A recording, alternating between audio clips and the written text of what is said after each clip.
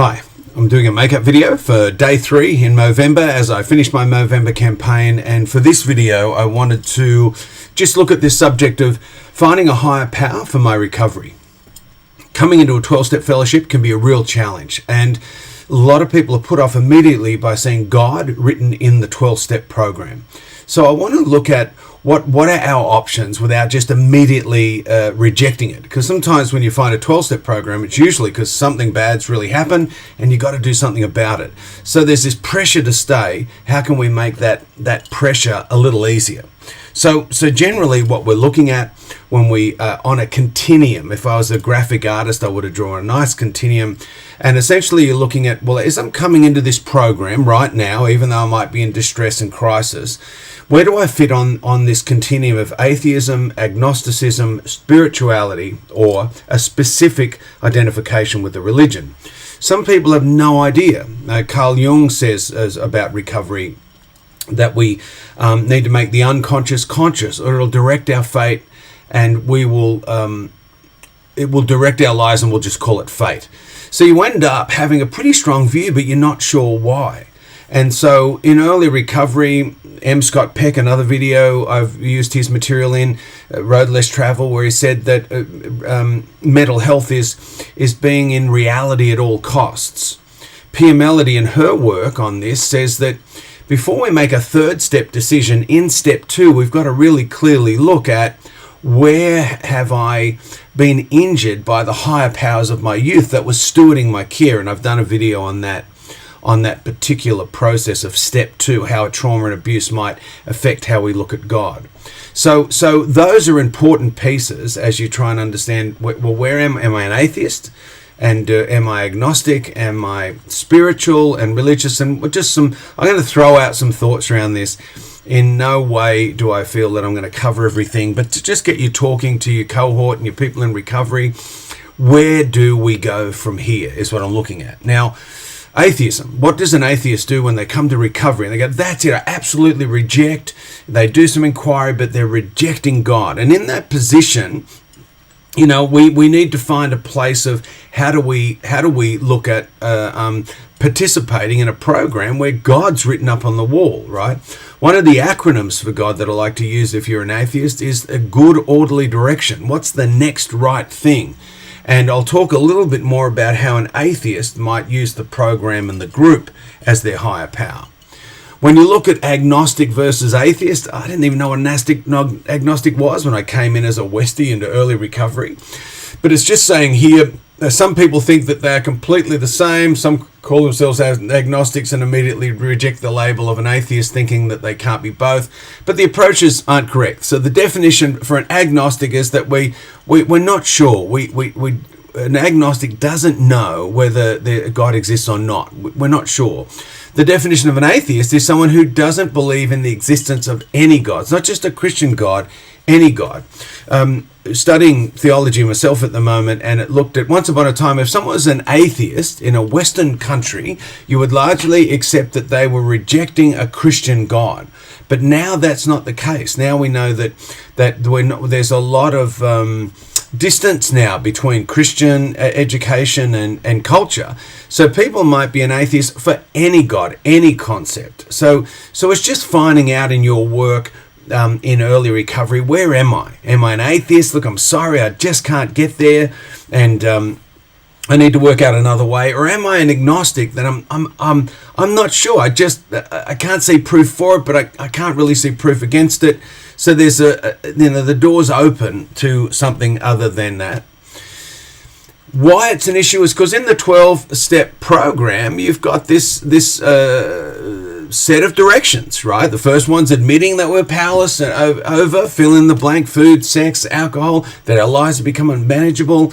We came to believe that a power greater than ourselves could restore us to sanity. The insanity for addicts is we keep repeating the same mistake, expecting a different result. Third step's the big one. Made a decision to turn our will and our life over to the care of God as we understood him. So some of the 12-step fellowships take out the him and just put God. But largely, here it is. Wow, the big question. Well, I don't know if I can participate here. But if you're desperate, if you've got hounds at your heels, pushing you forward, knowing you can't go back, then what you can do here is say, well, God could be, if I was an atheist, good orderly direction. Agnostic, good orderly direction, but I'm open to follow, look for evidence. Pia Melody says that in her step 3 work. Now we've separated the abuse and trauma and how that might shade how you look at God. Now let's look for evidence. Let's hand things over and see. She even gets you to write the date down when you handed a certain thing over so you can track what happens, right? After that, that good orderly direction is the theme right through. We hand over our inventory that we write in 4 to God in 5. We identify defects and ask God to remove them in 7. In 8 and 9, we're asking God to help us make amends. So it really is that we've got to have something constructed for this. And so by the time we get to 10 and 11 and 12, the maintenance steps, then 11 is making it really clear that we need a conscious contact with a power greater than ourselves. So how might we create conscious contact if we are not running off a particular belief? So some of the things that help with that are the 12 principles that sort of come out of those 12 steps. Because when you look at these, you go, okay, well, I can maybe I can't think of a religious God or even an agnostic struggling, but I can surrender. I know my willfulness in this area has caused unmanageability. I can surrender. Or in 11, awareness through prayer and meditation. Okay, well, I'll work on becoming aware, being present, right? And so you can find some crossover spaces. And I've seen guys in recovery, long-term recovery, my own journey as I've gone through many phases of spirituality on the journey to the faith I have today. I put this up because you always hear that I'm into spirituality, not religion, and I found this slide on the web and in just googling religion versus spirituality. It's saying that spirituality is about truth discovery. It'd be more of a personal truth. There's a formless, right? So we're looking for something that it mightn't have a theology, a creation or a revelation story. It'd be inclusive, therefore, as a result, right?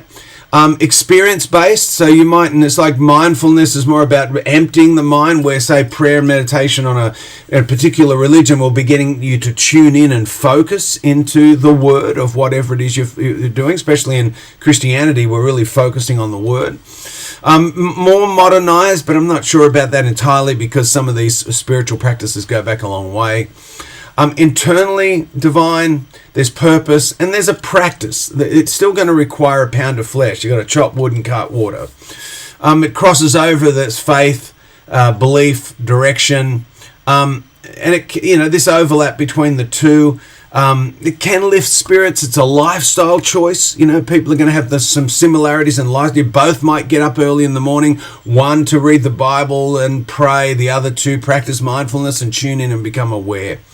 With religion, it's truth and knowledge, but it's a particular knowledge. It's structured. It is exclusive. There's no doubt about it that even Christianity has an exclusivity to it. This is the way, the truth, and the life. This is what we believe, and we grow by obeying. I know it's a tough ask, right? And surrendering our will to a power greater than us, even if we're an atheist and we're just surrendering it to the program, that's a tough ask too. It's getting us to tune in, take responsibility, be accountable, make amends, live differently. So they all will have some sort of, crossroads we need to transverse, right? As traditional, largely religions will absolutely have an origin story. In Christianity, it certainly does. There'll be moralistic, and there'll be a practice of worship again. Both will have a practice of behavior, but when you're believing in a particular religion, you will be worshipping God as you understand God. So, atheists, the higher power could be the group or the program, that wisdom outside of them that's not just created by them. That's a great rescue for us.